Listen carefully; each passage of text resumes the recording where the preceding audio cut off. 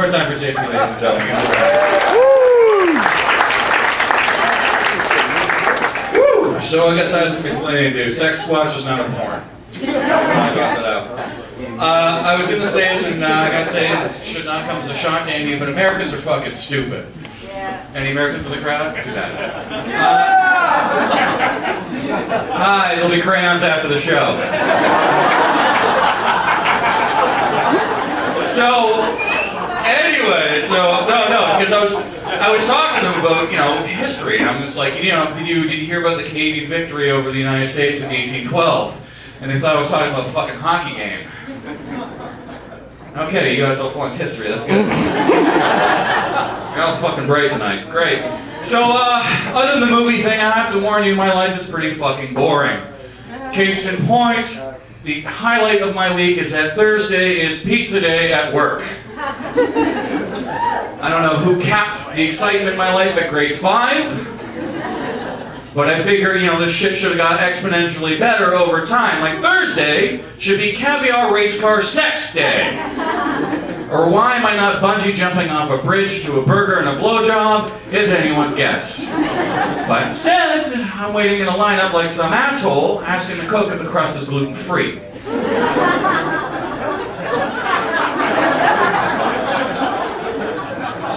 So, I recently turned 30. Yeah, I'm really excited about you. But I decided to read my horoscope on a lark, and it said, Aquarius, you're constantly bombarded by demanding questions, the answers of which are unimportant, so don't answer them. I figured this would be great advice until you consider what I do for a living, folks. I work in a call center. For the government. Hello, Mr. Johnson, why do you owe the feds 15 grand? Unfortunately, the answer to that is unimportant. Please hang up and try your call again. Maybe you might get a Scorpio. I hear they're full of great answers today. So my dating life is fucked up. No kidding, about 6 months ago, I had the choice between two women. I know, look at me, I know. 2 women. And it's like, okay, the first one I turned down, and then immediately afterwards, she started dating a drag king. Because apparently after me, there were no real men left in the world, I guess. But the other one, the one that I chose, what a fucking winner this one was. She wanted an open relationship, which, okay, it meant I had to share her with her other loves, namely pot, ecstasy, MDMA, cocaine, whiskey, the silent killer. Yeah, so eventually, as you can probably guess, she had her priorities in a different place, and things eventually ended.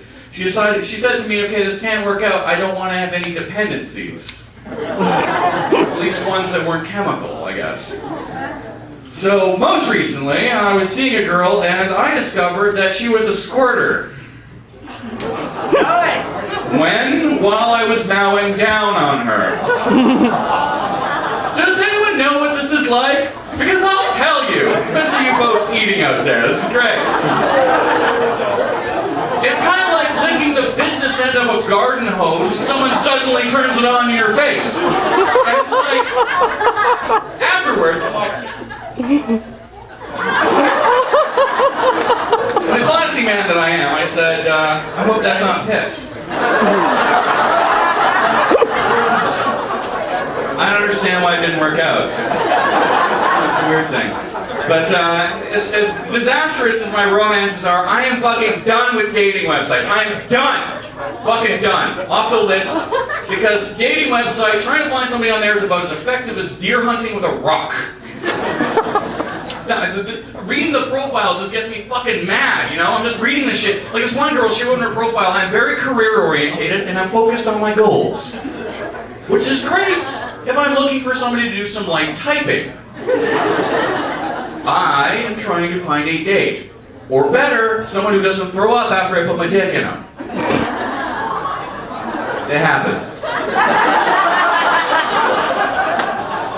And then there's these other ones, and these are common, believe it or not, but there's these women who give a huge list of demands that you must meet before you even message them. Guys, you know what I'm talking about? It's like you have to have a picture of you wearing a shirt. You can't be in front of a car. You have to have a job. You can't be smoking, drinking. You must not have kids. You must want kids.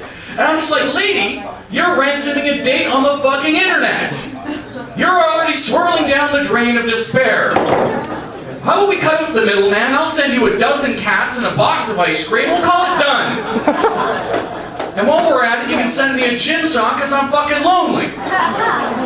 Sure, we'll be happy together. Oh, man.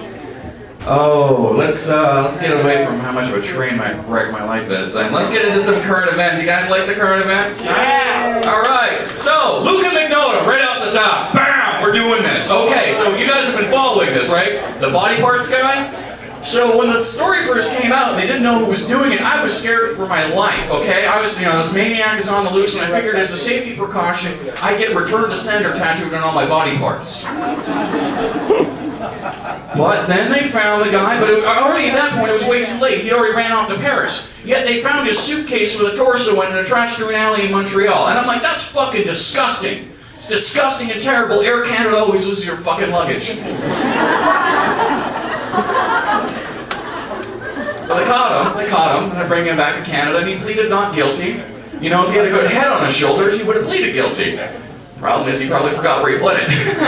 Oh, well. Oh, that took a couple seconds. That's okay.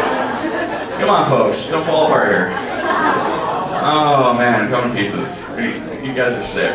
Fucking sick. Speaking of horror shows, hey, Snooki's pregnant, huh? Woo! Alright, that's not good. Anyway, so I'll finish up on this. We'll finish on this. I will talk about Justin Bieber and how much I fucking hate that kid. Who wants to hear that? That's great, because he started doing his own product placement these days, and I'm like, no way, there's only one product I want to buy with that kid's face on it. It's a milk carton. Very subtle. Very subtle, ladies and gentlemen. What I'm trying to say is the fact that Justin Bieber isn't dead makes me wish that Michael Jackson was still alive. Because I'm sure they make beautiful music together. Ladies and gentlemen, Big Red and Nick Brown.